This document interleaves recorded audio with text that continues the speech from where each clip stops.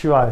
दोस्तों, आज हम बात करेंगे चंद्रमा के ऊपर। चंद्रमा का हमारे जीवन में बहुत विशेष महत्व माना गया। चंद्रमा हमारे मन का कारक है, हमारी चंचलता का कारण है, जो हमारे अंदर अंतर्द्वंद है उसका कारक है।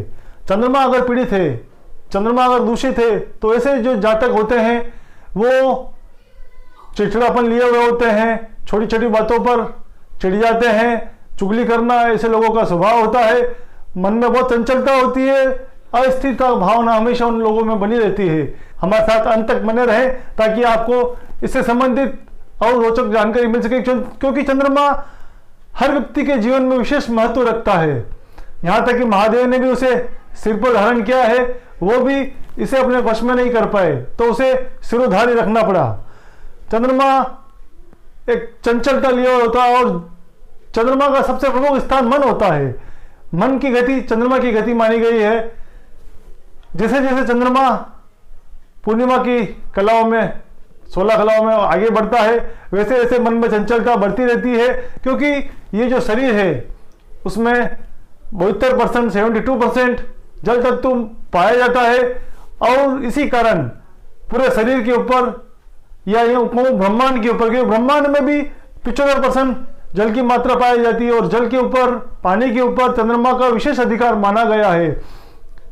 जल और चंद्रमा एक दूसरे के पूरक माने गए हैं। तो जो जो पूर्णिमा के आसपास चंद्रमा की आकर्षण गति बढ़ती है, उसकी ताकत बढ़ती है, तो हमारे खून में एक उबाल सा आता है, हमारे मन में एक चंचलता बढ़ती जाती है, और इसी कारण हम बहुत अधिक चंचल हो जाते हैं पूर्णिमा के आसपास।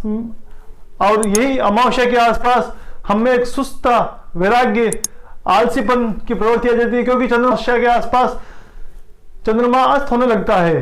तो यही कारण है कि हमारे शरीर में एक जो ऊर्जा है उसका अभाव धीरे धीरे होने लगता है। तो आज चंद्रमा पर इसी बिंदु पर हम चर्चा आगे करें तो चंद्रमा का अगर संबंध शनि से हो जाता है तो यह एक विष योग का निर्माण करता है। शनि एक पापी ग्रह है, और जब चंद्रमा का उससे संबंध हो जाता है तो वो एक विष योग का निर्माण करता है। ऐसे जातक का पिता चिड़चिड़ा मानसिक रोगी हो सकता है, उनमें एक चिड़चिड़ापन, मानसिक उन्माद की प्रवृत्ति पाई जाती है। ऐसे लोगों का जो धन है वो भी बीमारी में अधिकतर लगता है।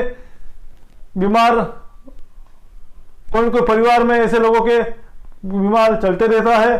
फिर हम बात करें तो चंद्र राहु का संबंध, ये एक प्रेतयोग माना गया है, तो एक अप्राकृतिक बीमारी चंद्र राहु के संबंध में रहती है।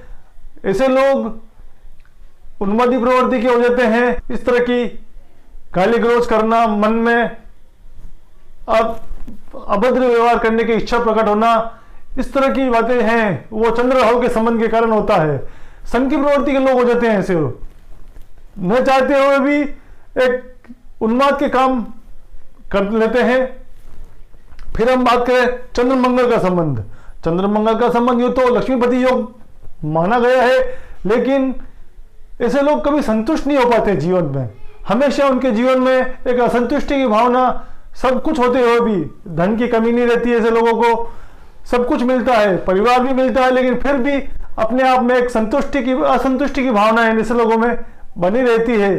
तो दोस्तों, चंद्रमा जो जो पापी ग्रह के प्रभाव में आता है तो असंतुष्टि, उन्माद, मानसिक रोग, बीमारी, ये सब कुछ देता है। लेकिन इसके विपरीत अगर चंद्रमा का संबंध गुरु के साथ हो जाता है तो गुरु देह का कारक है, बुद्धि का कारक है, ज्ञान का कारक है, और ज्ञान और मन में अगर संतुलन बैठ जाए, दोनों का संबंध बन जाता है, तो ऐसे लोग यश कीर्ति प्राप्त करते हैं, गज केसरी योग का निर्माण करते हैं। गज केसरी योग का निर्माण एक राजा की तरह जीवन जीता है, और एक अपने ज्ञान के द्वारा वो प्रसिद्धि प्राप्त करता है। तो चंद्रमा का जो जो शुभ ग्रहों के साथ, शुक्र के साथ, तो कला में निपुण बना देता है। ऐसे आदमी कलाकार होते हैं, कोई भी बात सीखने की कला उनमें जबरदस्त होती है, विद्या में, हर विद्या में पारंगत होने की क्षमता रखते हैं। इसी तरह बुद्ध के साथ वाक्पटुता देता है, ज्ञान देता है, व्यापार बुद्धि देता है। तो इस तरह चंद्रमा जो जो शुभ ग्रहों के साथ बैठेगा तो अशुभ फल देगा, और अशुभ ग्रहों के साथ बैठने पर वो हमें जीवन में कई प्रकार के विकार उत्पन्न करता है, दोष उत्पन्न करता है। चंद्रमा का हमारे जीवन में बहुत अधिक महत्व है। तो दोस्तों, इसी तरह हम एक नए विषय के साथ आपके साथ पुनः प्रस्तुत होंगे।